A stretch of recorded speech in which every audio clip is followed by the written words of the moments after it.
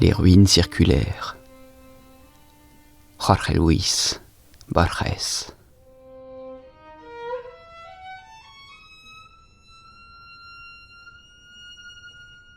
Les ruines circulaires, c'est l'histoire d'un rêveur. Il rêve un homme, puis il trouve qu'il est rêvé à sa fois par un autre. Alors cet autre par un autre. Alors que cela fait une chaîne infinie de personnes qui se rêvent réciproquement. Je crois que c'est ça l'histoire.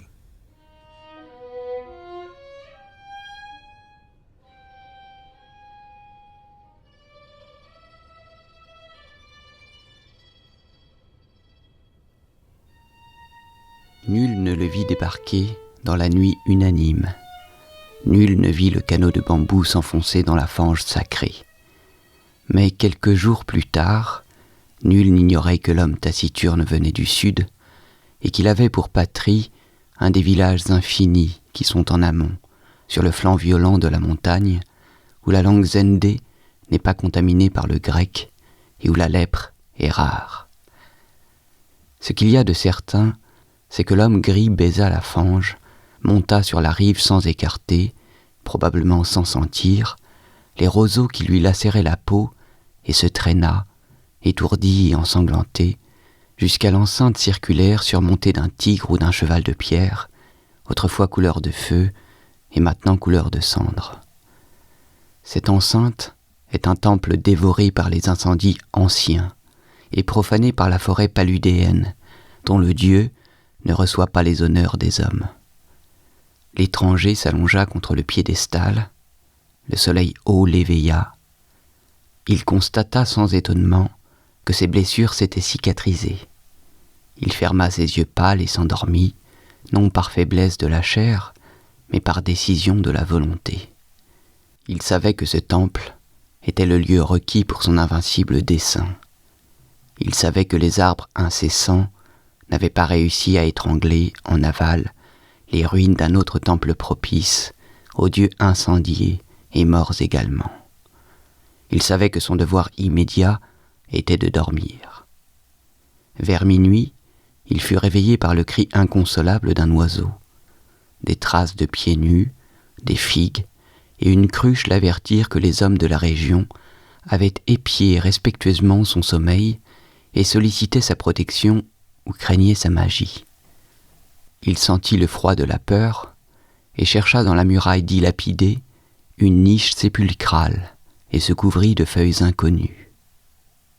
Le dessein qui le guidait n'était pas impossible, bien que surnaturel. Il voulait rêver un homme.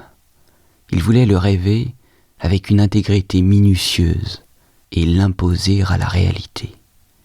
Ce projet magique avait épuisé tout l'espace de son âme. Si quelqu'un lui avait demandé son propre nom ou quelques traits de sa vie antérieure, il n'aurait pas su répondre. Le temple inhabité et en ruine lui convenait, parce que c'était un minimum de monde visible. Le voisinage des paysans aussi, car ceux-ci se chargeaient de subvenir à ses besoins frugaux. Le riz et les fruits de leur tribu étaient un aliment suffisant pour son corps, consacré à la seule tâche de dormir et de rêver. Au début, les rêves étaient chaotiques. Peu après, ils furent de nature dialectique. L'étranger se rêvait au centre d'un amphithéâtre circulaire qui était en quelque sorte le temple incendié. Des nuées d'élèves taciturnes fatiguaient les gradins. Les visages des derniers pendaient à des siècles de distance et à une hauteur stellaire. Mais ils étaient tout à fait précis. L'homme leur dictait des leçons d'anatomie, de cosmographie, de magie. Les visages écoutaient avidement et essayaient de répondre avec intelligence, comme s'ils devinaient l'importance de cet examen qui rachèterait l'un d'eux de sa condition de vaine apparence et l'interpolerait dans un monde réel. L'homme, dans le rêve et dans la veille, considérait les réponses de ses fantômes, ne se laissait pas enjôler par les imposteurs, devinait à de certaines perplexités un entendement croissant. Il cherchait une âme qui méritât de participer à l'univers. Au bout de 9 ou 10 nuits, il comprit avec quelque amertume qu'il ne pouvait rien espérer de ses élèves qui acceptaient passivement sa doctrine, mais plutôt de ceux qui risquaient, parfois, une contradiction raisonnable. Les premiers, quoique dignes d'amour et d'affection, ne pouvaient accéder au rang d'individus. Les derniers préexistaient un peu plus. Un après-midi, maintenant les après-midi aussi étaient tributaires du sommeil, maintenant il ne veillait que quelques heures à l'aube, il licencia pour toujours le vaste collège illusoire et resta avec un seul élève. C'était un garçon taciturne, atrabilaire, parfois rebelle, aux traits anguleux qui répétaient ceux de son rêveur. Il ne fut pas longtemps déconcerté par la brusque élimination de ses condisciples. Ses progrès, au bout de quelques leçons particulières, purent étonner le maître. Pourtant, la catastrophe survint. L'homme, un jour, émergea du rêve comme d'un désert visqueux, regarda la vaine lumière de l'après-midi qu'il confondit tout d'abord avec l'aurore et comprit qu'il n'avait pas rêvé. Toute cette nuit-là, et toute la journée, l'intolérable lucidité de l'insomnie s'abattit sur lui. Il voulut explorer la forêt, s'exténuer. À peine obtint-il par la ciguë quelques moments de rêve débile, veinés fugacement de visions de type rudimentaire, inutilisables. Il voulut rassembler le collège, et à peine eut-il articulé quelques brèves paroles d'exhortation, que celui-ci se déforma, s'effaça.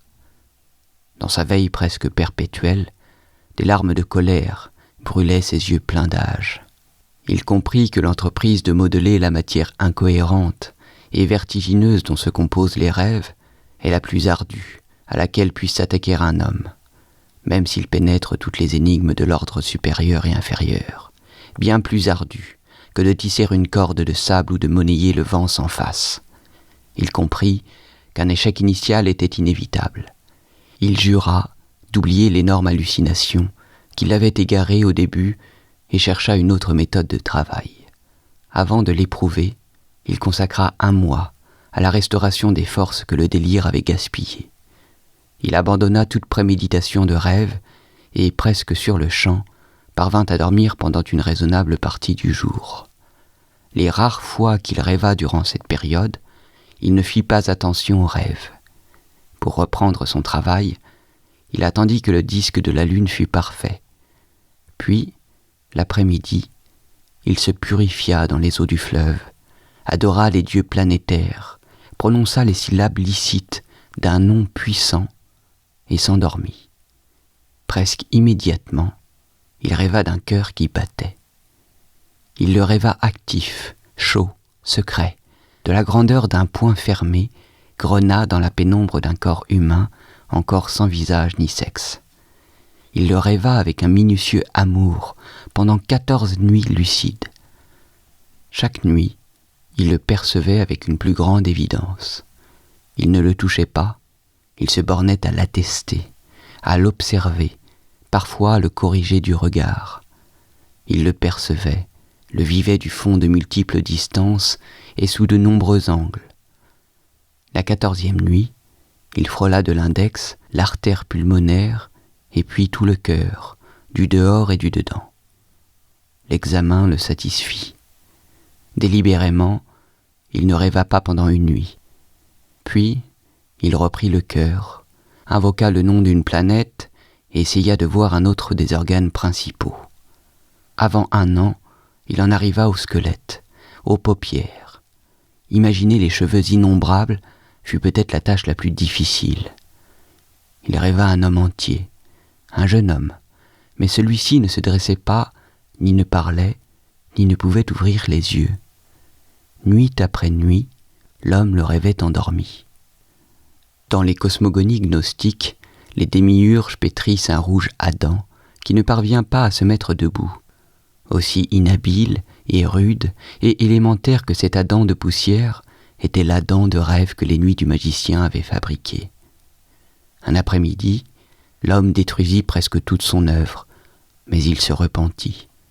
Il aurait mieux valu pour lui qu'il la détruisît. Après avoir épuisé les vœux aux esprits de la terre et du fleuve, il se jeta aux pieds de l'effigie, qui était peut-être un tigre et peut-être un poulain, et implora son secours inconnu.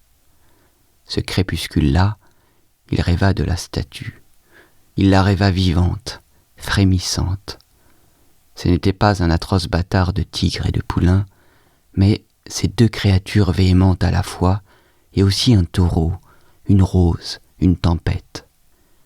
Ce Dieu multiple lui révéla que son nom terrestre était Feu, que dans ce temple circulaire, et dans d'autres semblables, on lui avait offert des sacrifices et rendu un culte, et qu'il animerait magiquement le fantôme rêvé, de sorte que toutes les créatures, excepté le Feu lui-même et le rêveur, le prendraient pour un homme en chair et en os. Il lui ordonna de l'envoyer, une fois instruit dans les rites, jusqu'à l'autre temple en ruine, dont les pyramides persistent en aval, pour qu'une voix le glorifiât dans cet édifice désert. Dans le rêve de l'homme qui rêvait, le rêvé s'éveilla. Le magicien exécuta ses ordres. Il consacra un délai, qui finalement embrassa 2 ans, à lui découvrir les arcanes de l'univers et du culte du feu. Il souffrait intimement se séparer de lui. Sous le prétexte de la nécessité pédagogique, il reculait chaque jour les heures consacrées au sommeil. Il refit aussi l'épaule droite, peut-être déficiente. Parfois, il était tourmenté par l'impression que tout cela était déjà arrivé. En général, ses jours étaient heureux. En fermant les yeux, il pensait « Maintenant, je serai avec mon fils. » Ou plus rarement « Le fils que j'ai engendré m'attend et n'existera pas si je n'y vais pas. » Il l'accoutuma graduellement à la réalité. Une fois, il lui ordonna de dresser un drapeau sur une cime lointaine. Le lendemain, le drapeau flottait sur la cime. Il essaya d'autres expériences analogues, de plus en plus audacieuses. Il comprit avec une certaine amertume que son enfant était prêt à naître, et peut-être impatient.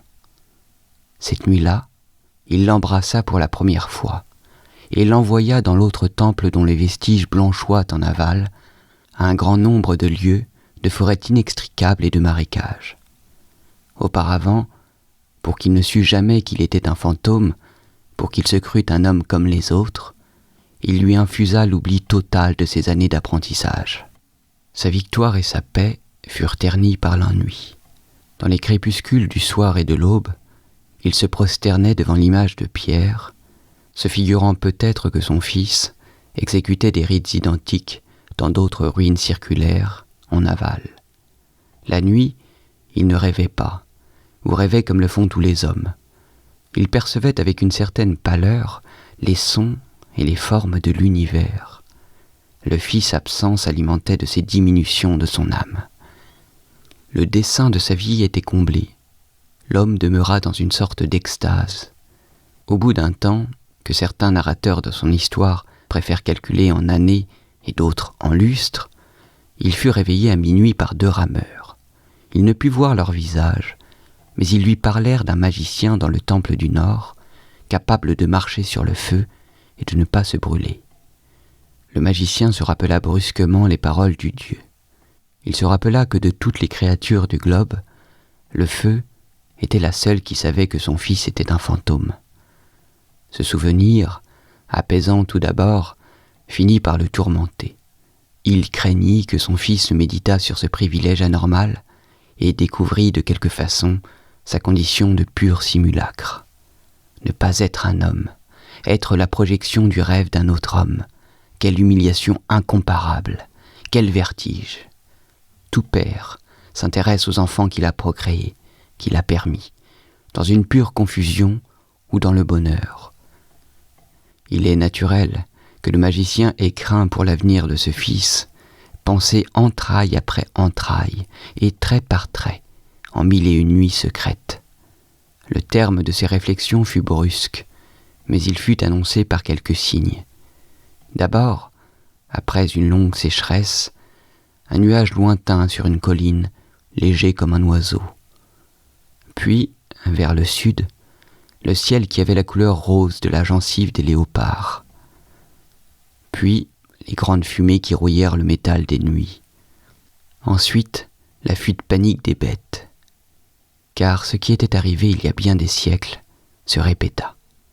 Les ruines du sanctuaire du dieu du feu furent détruites par le feu.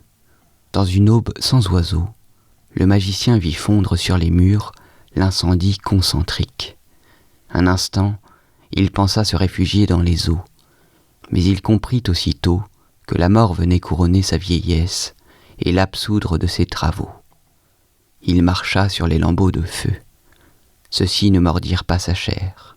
Ils le caressèrent et l'inondèrent sans chaleur et sans combustion. Avec soulagement, avec humiliation, avec terreur, il comprit que lui aussi était une apparence, qu'un autre était en train de le rêver.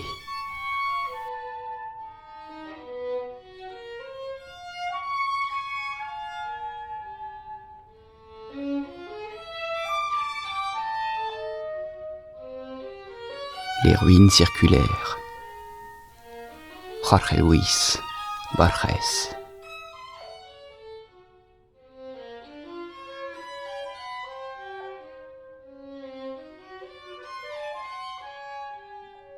Pour cette histoire, il faut que tout soit faux.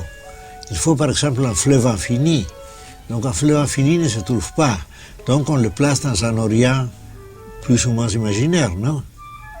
Parce qu'il faut un fleuve infini, un nombre infini de rêveurs rêvés. Ce n'a pas de commencement, ce n'a pas de fin. Donc il faut tout ce prestige de l'Orient, ou de ce que nous signifions par l'Orient. Ce n'est pas l'Orient. C'est vrai, évidemment. C'est l'Orient de l'imagination, l'Orient de mille et une nuits.